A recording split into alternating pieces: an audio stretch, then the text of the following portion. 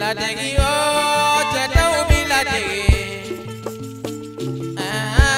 mogo to ubi la degi kamati nyogombo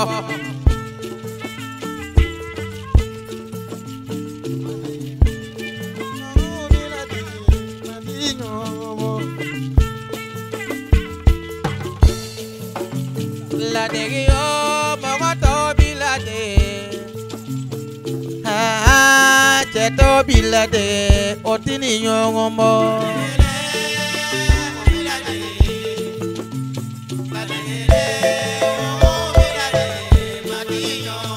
Tegide mau bilade Keto masana yo mau bilade ngamati ni nyongombo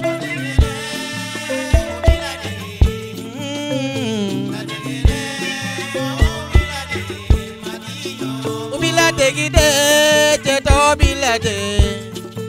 obilade ge o mogoto obilade ngamoti nyongombo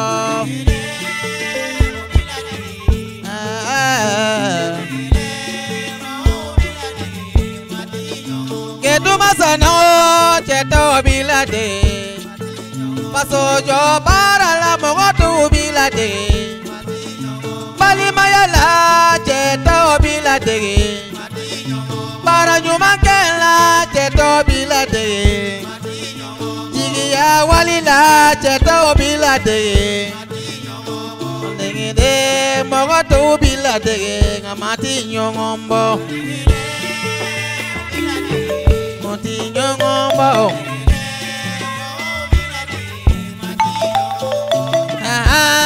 cheto bilade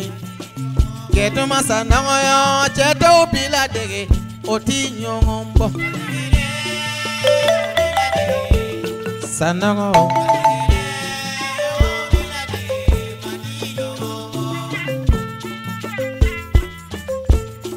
Faso jo barala e fade on biladeri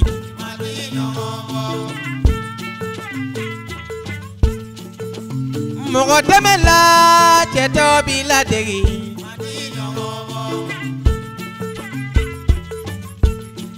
Horonya walila ichenyo biladegi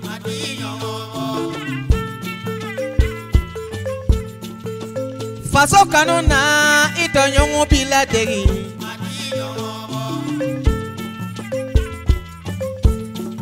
Fanta on temela itonyo biladegi Senefoya dambela itonyo biladegi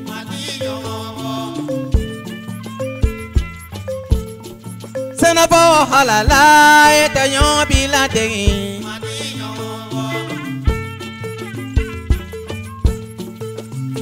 Honorable Seng Masano miwele La degide obilade otinyo ngomo ifade obilade ngamati nyongombo Sabo ante keleye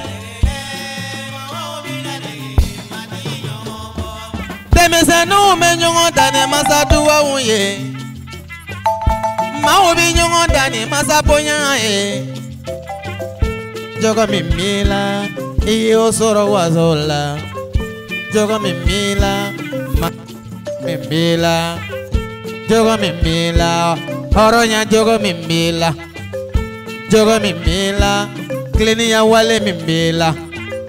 Jogo mimila Tamenya jogo mimila Obola emasa odela Ofarala yeredonela Ni yeredon ibi fade undo Mami ni yeredon ibe dunu ya do Ni ye dunu ya do Ebi ala do Ni ala do kaba ike wali benye Sanago miwele Mogo yeni mogo lo tekelenye Honorable Geduma Sano eni bara Eni dambe tigiya Ninde ye sɛnɛfɔ y'a ko diya n ye sabu sɛnɛfɔ b'a danbe fɛ ni wari ye k'e duma e b'i danbe fɛ ni wari ye sɛnɛfɔ b'a danbe fɛ ni sanu ye k'e duma sandaw e b'i danbe fɛ ni sanu ye sɛnɛfɔ tɛ namara fɛ k'e duma e tɛ namara fɛ sɛnɛfɔ tɛ nkalontigiya fɛ k'e duma e tɛ nkalontigiya fɛ sɛnɛfɔ tɛ janfa fɛ k'e duma e ma sɔn janfa ma o de y'i bila e fadenw ɲɛ n b'i barika da.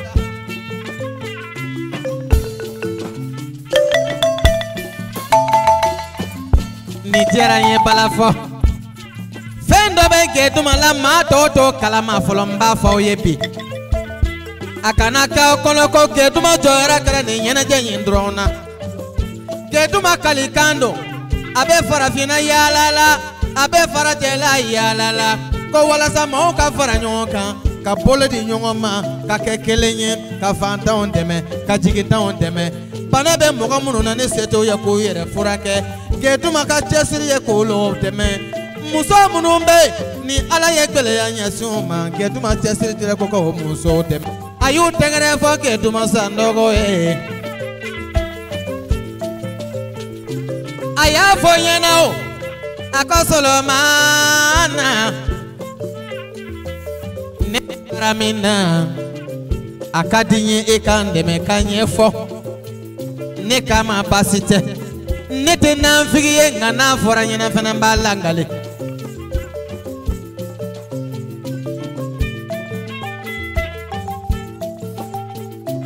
Sanɔgɔkɛ bɔra ka kuma dɔ fɔ k'e duma nin kuma diyara n ye dɛ n'o ye Sigina Sanɔgɔ ye Sigina Sanɔgɔ bɔra ka kuma dɔ fɔ nin kuma diyara n ye n'i taara fan wɛrɛ la i b'a sɔrɔ o fa mɔgɔ bɛɛlen don o bɛ ɲɔgɔn dɛmɛ n'i taara diɲɛ fan o fan olu bɛnna o bɛ ɲɔgɔn dɛmɛ nka anw fɛ yan sɛnɛfɔ la n'an fana m'an kɔsegin k'an bolo di ɲɔgɔn ma an tɛ taa ɲɛ Sanɔgɔ nin kuma diyara n ye dɛ bɛɛ ko ko la paix monsieur Sanɔgɔ maliyɛnw ye la paix fɔ ka la paix fɔ lettre P dimina nka ni ne Solomana ko n bɛ la paix définition fɔ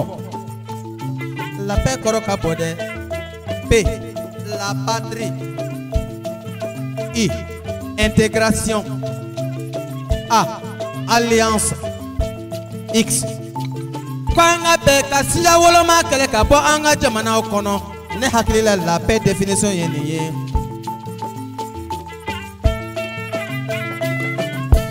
n'a dun fɔra ko la paix sababu bɛ musow de la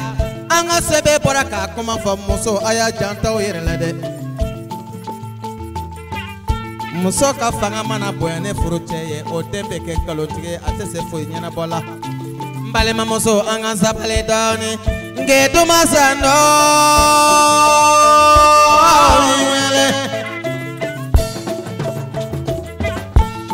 k'e duma Sanɔgɔ ni k'i bɛ faso dɛmɛ ka n'i kɔfilɛ dɛ ka n'i kɔfilɛ kɔfɛ komaw na olu tɛ ɲuman fɔ jɔ i kɔ k'e duma Sanɔgɔ mɔgɔ jugu tɛ ɲuman fɔ i kɔ hali n'i yɛrɛ kɛ waraba ye mɔgɔ jugu tɛ ɲuman fɔ i kɔ n'i yɛrɛ kɛ sanu ye mɔgɔ jugu tɛ ɲuman fɔ i kɛ hali n'i ye diɲɛ bɛɛ lajɛlen dɛmɛ mɔgɔ jugu tɛ ɲuman fɔ i kɔ mɔgɔ ye ni mɔgɔlɔ tɛ kelen Sanɔgɔ tubabukan mɛnnaw ko tubabukan na o ko si chacun savait ce que chacun disait de chacun, personne ne saurait parler de chacun à chacun. O bamanankan ma a ko ni anw bɛ kelen kelen tun b'a dɔn min bɛ fɔ anw kelen kelen kɔfɛ mɔgɔ si tun tɛ sɔn k'i ta dɔn walita la an k'an jija anw yɛrɛ ta la sani k'i walita fɔ. k'e duma Sanɔgɔ nin tun y'i ka bonyamasegin ye k'a f'i ye Sanɔgɔ chérie k'e duma ya Sonaja Karimu de fie Sonaja Karimu Sanɔgɔ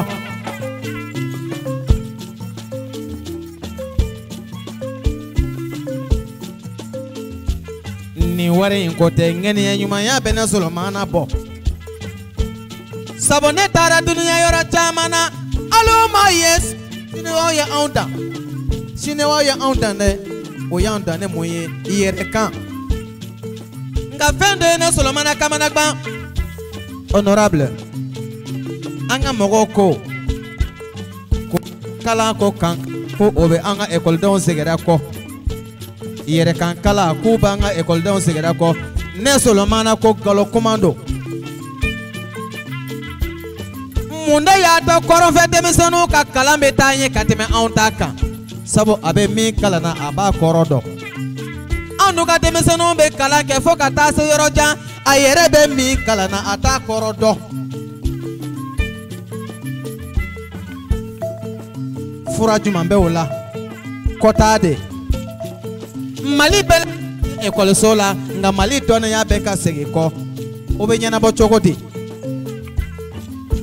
f'an ka sigi ka ɲɔgɔn ye f'an ka sigi ka hakiliw di ɲɔgɔn ma walasa fura ka sɔrɔ nin ko ninnu na an minnu bɛ bulonba la a ye baro kɛ nin yɔrɔ in kan k'a ɲɛɲini ni hakili ɲuman ye fura jumɛn bɛ sɔrɔ a la n'o tɛ an bɛ ka kan ka segin kɔ dɛ o b'i ladege dɛ mɔtɔw b'i ladege ladege dɛ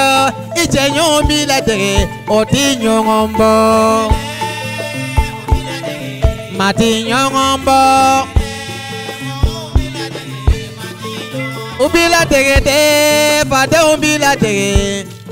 balimaya sira la i fadenw b'i ladege fasojɔ wali la i tɔɲɔgɔn b'i ladege miiriya ɲuman na i tɔɲɔgɔn b'i ladege jigiya wali la i tɔɲɔgɔn b'i ladege fadenw b'i ladege o t'i ɲɔgɔn bɔ mati ɲɔgɔn bɔ miiriya ɲuman na i tɔɲɔgɔn b'i ladege masa nɔgɔyɔ i fadenw b'i ladege o t'i ɲɔgɔn bɔ